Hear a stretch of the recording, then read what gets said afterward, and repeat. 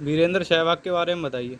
Hello guys, मैं वीरेंद्र सहवाग के बारे में। वीरेंद्र सहवाग मुल्तान का सुल्तान, वो नजमगढ़ में पैदा हुआ और उसके बाप का नाम था कृष्ण सहवाग, जो कि एक आटे का व्यापारी था। उसकी माँ का नाम था कृष्णा। और वीरेंद्र सहवाग जब 2 साल का था तब उसके बाप ने उसे प्लास्टिक का बेड ला के दे दिया था और उससे वो प्रैक्टिस करता था। और जो 5 या 6 साल के लड़के थे उनके साथ वो जाके प्रैक्टिस करता था। तो वो लड़के जो बड़े थे वो कहते थे कि इसके ऐसा है, चोट ना लग जाए, ये छोटा है, तो उन्होंने उसे साथ खिलाते थे। उसके बाद वीरेंद्र सिंह लगातार प्रैक्टिस करता चला गया। प्रैक्टिस करते करते उसकी माँ उसे चिल्लाती थी। और वीरेंद्र सहवाग का जो, उसे प्यार से तो गोलू भी कहते थे। और वीरेंद्र सहवाग जो था वो शैतान नहीं था, शरारती लड़का नहीं था, सीधा साधा था, बहुत अच्छे नेचर का था। और उसके बाद सबसे बड़ी बात ये कि वो लगातार प्रैक्टिस करता चला गया। जब 13, उसके जो कोच थे शशि शर्मा, उन्होंने उसे प्रैक्टिस कराई। और प्रैक्टिस कराने के बाद उन्होंने उसके अंदर देखा कि उसमें इतना टैलेंट है, तो उससे कहा कि तुम्हें गोलू कहीं जाने की ज़रूरत नहीं है, तुम्हारे अंदर बहुत टैलेंट है और तुम यहीं पे सही हो जाओगे। उसके बाद 13 या 14 साल का जब वो था, तो एक ट्रायल मैच के अंदर, जो कि यूपी की टीम थी, यूपी की टाइम में सबसे पहली बार जब उसने उसे फेस किया, तो एक फास्ट बॉलर था यूपी का और इंदौर की तरफ से खेल रहे थे। तो उस फास्ट बॉलर ने जो पहली गेंद की, उसने पहली गेंद छोटी गेंद थी, उस गेंद पे उसने उसके कवर के ऊपर से उसने छक्का मार दिया। उसके बाद उस बॉलर ने गेंद नहीं की, उसने कहा मैं गेंद नहीं फेंकूंगा, इसने मेरी पहली गेंद पे छक्का मार दिया। तो वीरेंद्र सहवाग लगातार फिर आगे बढ़ता चला गया। जब वो 19 साल का था, जब वो आगे बढ़ता चला गया, उसके बाद 1900 लगातार कंटिन्यूस खेलता रहा और प्रैक्टिस करता रहा। उसके जो दिल्ली में जब उसका एडमिशन करा दिया दूसरे कोच एन शर्मा, वो उसे प्रैक्टिस जब कराते थे तो इस तरह से प्रैक्टिस कराते। पहले जो बैट होते थे उन बैटों के अंदर कपड़े के कवर होते थे, तो वो जो लड़के थे उसे टांग लिया करते थे, अपने गले के अंदर टांग लेते थे। तो उसके कवर जो होता था, उस कवर को पीछे से उस कवर को बांध के उसके अंदर रेता भर देते थे और वो बहुत भारी होता था। तो उसे 2 एक दिन प्रैक्टिस में परेशानी हुई, दिक्कत हुई। उसके बाद उन्होंने इसलिए किया था ए एन शर्मा ने कि जो इसके बाजू और जिसके शोल्डर और जिसकी कलाई हैं वो मजबूत हो जाए। तो वीरेंद्र सहवाग को 1-2 दिन दिक्कत हुई खेलने में। उसके बाद वीरेंद्र सहवाग की टेक्निक बहुत अच्छी हो गई। और दूसरी बात ये कि वो जब मैच में खेलता था तो ऐसा लगता था कि वो बहुत आसानी से शॉट खेल लिया, उसे कहीं दिक्कत नहीं हो रही, उसे कहीं कोई परेशानी नहीं हो रही। और जब वो शॉट खेलता था तो ऐसा लगता था कि ग्राउंड छोटा है। सबसे पहली बार जब उसे मौका मिला 1999 में पाकिस्तान के खिलाफ, तो पाकिस्तान के खिलाफ पहले वनडे मैच में उसने सिर्फ 1 रन बनाया। 1 रन बनाने के बाद वो आउट हो गया और उसके बाद उसे टीम से ड्रॉप कर दिया गया। 20 महीने उसे इंतज़ार करना पड़ा। 20 महीने के बाद फिर जब देखा कि वीरेंद्र सहवाग ने वहाँ तहलका मचा दिया है प्रैक्टिस मैचों में, तो उन्होंने जो सिलेक्शन कमेटी थी उन्होंने उसके फुटेज देखे। फुटेज देखने के बाद उसे एक मैच में फिर उसे मौका दिया ऑस्ट्रेलिया के खिलाफ।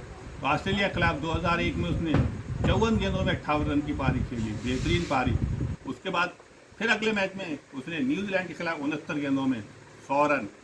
फिर उसके बाद उस मैच को कौन भूल सकता है जो वेस्ट इंडीज़ के खिलाफ 84 गेंदों में 114 रन। वो लोगों के दिलों में अब भी बसी हुई है वो पारी जो इंदौर में खेली थी। और सबसे तेज लगाने का वनडे का शतक भी वीरेंद्र सहवाग के नाम है। न्यूजीलैंड के खिलाफ 60 गेंदों पे शतक लगाया था। लगातार वीरेंद्र सहवाग अच्छी पारी खेलता गया और आगे बढ़ता चला गया।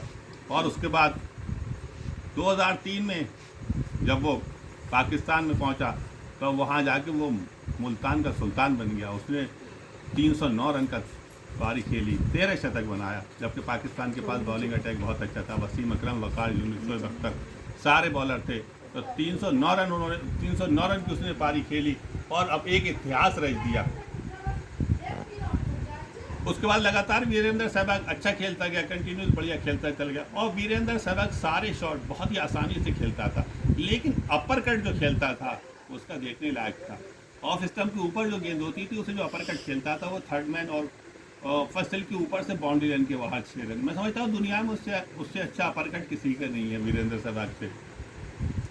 तो वीरेंद्र सहवाग लगातार कंटिन्यूस आगे बढ़ता गया। और सबसे बड़ी एक बात ये थी, वीरेंद्र सहवाग और जो सचिन तेंदुलकर की ओपनिंग पार्टनरशिप ओपनिंग जो होती थी, तो जो फोकस था वो ज़्यादातर बॉलर सचिन पे करते थे।